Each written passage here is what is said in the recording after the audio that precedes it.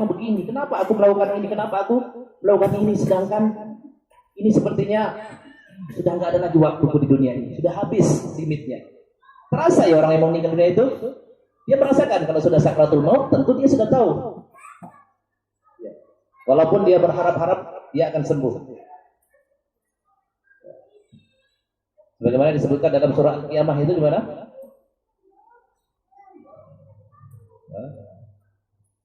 Kalla idza balagatit taraqiya wa qila man raq wa dhanna annahu al-firaq. Dia beranggapan, dia berharap-harap annahu al-firaq, dia akan sembuh dari sakratul maut itu, dia akan terlepas dari sakratul maut. Tapi dia enggak bisa mengingkari bahwasanya ini memang saat terakhir dia. Wal tafatis saqu bisaq. Terus gimana?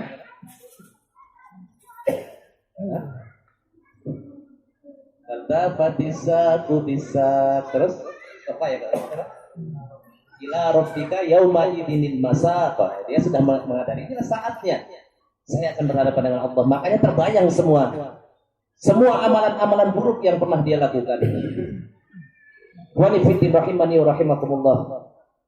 Kalau kita bayangkan, kita seorang terdakwa.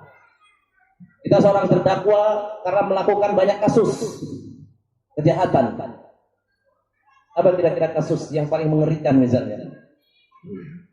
Ya. Kasus korupsi. Korupsi ngeri nggak itu? Hari ini ada ini, siapa namanya? Harun Masiku ada siapa namanya? Yang lari dia. Lari tadi bunuh orang nggak tahu karena kasus korupsi. Atau mengedarkan narkotik dalam jumlah yang besar, hukumannya jelas eksekusi mati, atau membunuh ya, dan kita ketahuan, kita ditangkap, dihadapkan kepada polisi atau dihadapkan kepada jaksa. Kira-kira bagaimana perasaan kita? Rasanya sudah terbang, sendi-sendi ini sudah lemes, mau berdiri juga udah nggak semangat lagi. Mau angkat tangan aja sudah lemah, bisa kita bayangkan ya. Sudah begini lah kita. Ya. Tapi mungkin masih ada yang bisa kita gunakan untuk membela, paling tidak meringankan. Tapi namanya hukum dunia seperti itu ya. Masih ada kemungkinan untuk bisa meringankan hukuman. Tapi yang kita hadapi ini siapa? Siapa hakimnya? Allah Subhanahu wa ta'ala. Kira-kira bisa nggak kita menipu? Bisa nggak kita sembunyikan? Bisa nggak kita berpura-pura? Bisa nggak kita beralasan? Sedang Allah Subhanahu wa ta'ala bukan hanya mendengarkan ucapan dari mulut kita. Bahkan tubuh kita ini akan bisa bicara. Tangan kita akan bicara. Mata, hidung, telinga kita akan bicara. Ya. Jadi nggak ada celah lagi untuk kita bisa lari dari hukuman yang akan dihadapkan kepada kita. Kita sudah menjadi terdakwa yang duduk di kursi pesakitan. Paham istilah seperti itu? Sudah duduk di kursi pesakitan. Kita ini sudah kondisinya sudah menjadi terdakwa. Ya. Tapi ada orang-orang tertentu, yaitu mereka muwahhidin, orang-orang yang bertauhid. Makanya dakwah Ahlussunnah itu diprioritaskan kepada tauhid. Karena banyak sekali fadilah tauhid itu di antara satu ini. Dulunya ketika dia hidup, dia adalah orang yang bertauhid. Walaupun sebagaimana lazimnya manusia, banyak melakukan dosa. Namanya orang itu nggak bisa terlepas dari dosa. Antum bisa lepas dari dosa satu hari? Kalau bisa luar biasa, Masya Allah. Kalau ada orang bisa lepas dari dosa selama satu hari penuh. Yang namanya manusia nggak bisa luput dari dosa. Bahkan bukan hanya dosa kecil, mungkin dosa besar yang dilakukan. Tapi dia termasuk orang yang muwahhidin, mentauhidkan Allah Subhanahu wa ta'ala. Maka akan ada para penghibur, teman-teman karib yang akan memberikan motivasi dan dorongan, memberikan semangat. Siapa mereka itu? Para malaikat. Makanya Allah mengatakan tatanazzalu 'alaihimul malaikatu alla takhafu wa la tahzanu. Datanglah malaikat itu di samping dia. Ketika dalam kondisi sakratul maut, dia mengatakan alla takhafu wa la tahzanu. Wahai fulan, jangan engkau takut, janganlah engkau bersedih hati. Wahai fulan, jangan engkau takut, jangan engkau bersedih hati.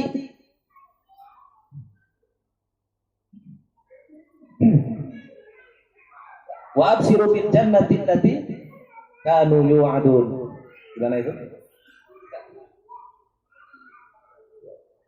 Wa abshiru bil jannati allati kuntum tu'adun. Dan bergembiralah engkau termasuk orang yang akan mendapatkan surga.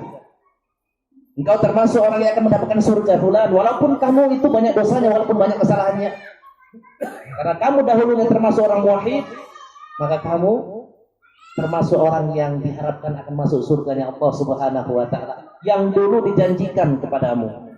Dulu hanya sekedar janji, dan ini kamu sudah masuk gerbang pertama, gerbang akhirat, yaitu kuburan.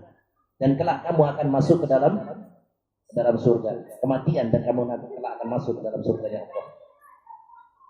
Lalu bagaimana ketika dalam kondisi ketakutan tiba-tiba ada orang yang membela? Tentu berbesar hati. Ketika itu nggak ada nikmat yang lebih besar daripada itu. Ketika orang sakratul maut, nggak ada lagi yang bisa menggantikan nikmat, hiburan, motivasi dari malaikat itu. Udah nggak peduli lagi kita ketika orang mengatakan kita senangnya apa, duren. Ini duren enak banget. Kira-kira orang sakratul maut gimana? Seneng nggak? Nggak peduli dia. Duren apa ini? Wah, ladang kita dapat 10 ton panen ini. Biasanya 5 ton. Kira-kira gembira nggak dia itu? Udah dia nggak dengarkan itu, sudah nggak ada artinya lagi. Ya. Maka khawanifiddin rahimani wa rahimakumullah, benarlah nikmat terbesar yang kita dapatkan di dalam hidup ini, kalau kita ingat-ingat, kalau kita mau kalkulasikan, nikmat terbesar itu adalah nikmat hidayah di atas tauhid dan sunnah Rasulullah Sallallahu Alaihi Wasallam. Kemudian nanti orang-orang muwahhid ini dia berhak mendapatkan pahala dari Allah Subhanahu Wa Taala dari amalan yang dulu dia lakukan. Adapun orang-orang yang tidak mentauhidkan Allah, bahkan dia jatuh pada kesyirikan, syirkul akbar, sebanyak apapun amalan yang dia lakukan, maka tidak ada artinya. Seperti debu yang ditiup angin. Seperti debu yang ditiup angin. Ini sekedar motivasi dan mengingatkan kita akan nikmat yang Allah Subhanahu wa taala berikan kepada kita. Makanya bagi antum yang mendapatkan ujian ketika mengamalkan sunnah, nikmati saja ujian itu. Di balik kesusahan, kelelahan, sakit, dimusuhi, itu ada pahala yang besar. Al jazaa'u min jinsil amal. Idhamul jazaa'i ka idhamil bala. Besarnya ganjaran itu sebanding dengan besarnya cobaan dan ujian yang dihadapi.